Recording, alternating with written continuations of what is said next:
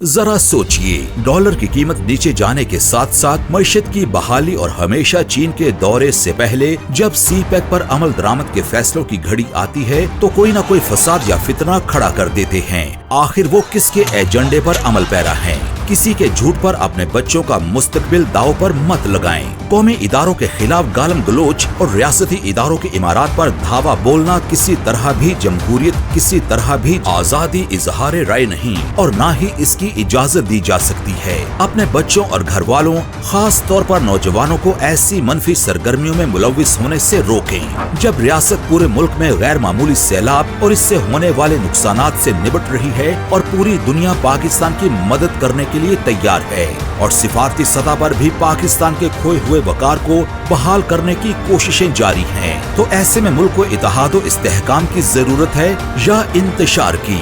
फैसला आपका। वज़ारत दाखिला, हुकूमत पाकिस्तान।